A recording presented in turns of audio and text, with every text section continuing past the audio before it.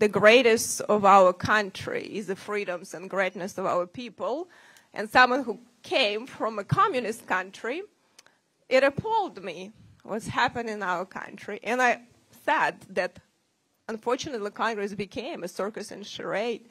Unfortunately, what's happening in your district is also a circuit and charade. And I appreciate people being here, Mr. Alba, Ms. Harrison, Ms. Brame, and actually sharing your personal story. And I apologize on the behalf of the Congress. I also appreciate Mr. Holden sitting here and actually willing to challenge your own party. I actually do it quite a lot, and a lot of people in your party don't have that strength, and I hope we can see more of that. You know, on the way here, one of my constituents texted me. We had police officer suicide. We had police officer killed in the district last year. We have a serious problem with our criminal justice system. Our government is set up to protect people's rights to life, liberty, and property, and it's not doing it. People play in politics, and it is one of the core functions, and this committee has that function. So I appreciate Mr. Chairman actually having field hearing. I actually appreciate my Democrat colleagues showed up this time, because I hope we'll do more. Because the city of Indianapolis has higher murder rates than the city of Chicago, and we have a Democrat prosecutor. He is not enforcing the crime, the laws. And what the problem is what we have right now, and I actually agree with Mr. Goldman and Lofgren about jurisdiction. It's a challenge. I want to hear what we can do, what we shouldn't be doing, and I hope we will have more discussion about jurisdiction, because we're overreaching significantly on the states' rights. And a former state senator, I have a huge problem with that. I also agree with, at least appreciate Mr. Ivey said, you know what, it's all about gun control. At least he's honest, okay? Not like do all these talking points. Like I was listening to TV this morning. They already say, oh, committee came about talking about all the break. I honestly don't give about him. I actually care what is happening in this country. And I think it's important for us to hear from we the people, because people are not heard in D.C. There is no lobby for the people in Washington, D.C. So hopefully you start being more active in that. I also think, what Mr. Aspiad said, follow the money. I actually would like to follow the money. Why we're not dealing with hospital monopolies that Chuck Schumer is supporting so much? Why we're not dealing with the border situation that all those NGOs get money, who knows what the hell they're doing with that, and why we have the crises with all the situation. But I want to try to ask you, if we want to find common ground, I actually, on the criminal justice subcommittee, tried to pass some laws on a bipartisan basis.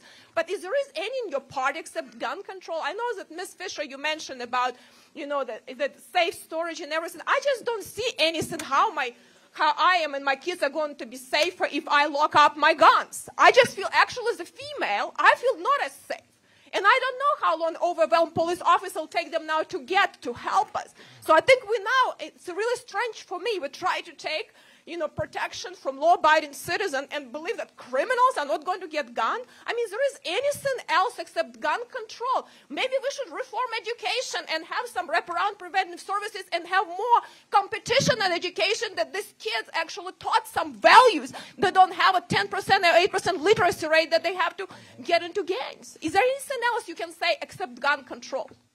So what you have to understand is that a lot of the violent crime that happens in these left-run cities, these people pretty much just ignore it. They ignore everything that's going on. And this is, from New York to Detroit to DC to LA to Philadelphia. They all ignore it because they know that fundamentally a lot of the policies and a lot of the ideas that they push lead to the explosion of this violent crime that is happening in these cities. And so they choose to ignore it because it is not politically convenient for them to really do something about it, or for them to acknowledge the fact that their policies cause all of this stuff. So what this woman is saying right here, she's basically saying, like, sometimes you really do have to go up against your party. You have to go up against what the prevailing narrative is to keep people safe and to get the truth out there. This is what we do not see enough of, particularly when it comes from the left. We have these people that have pushed defund the police. We have these people that have pushed the BLM stuff. We have these people that have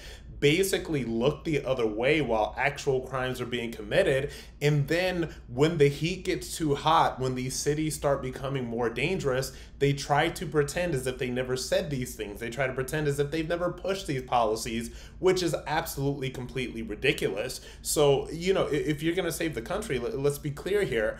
Maybe there needs to be a little bit less fighting on both sides, and a lot of people, particularly on the left, challenging their own party in terms of the things that they're actually saying, the things that they're actually putting out there, and what actually needs to be done.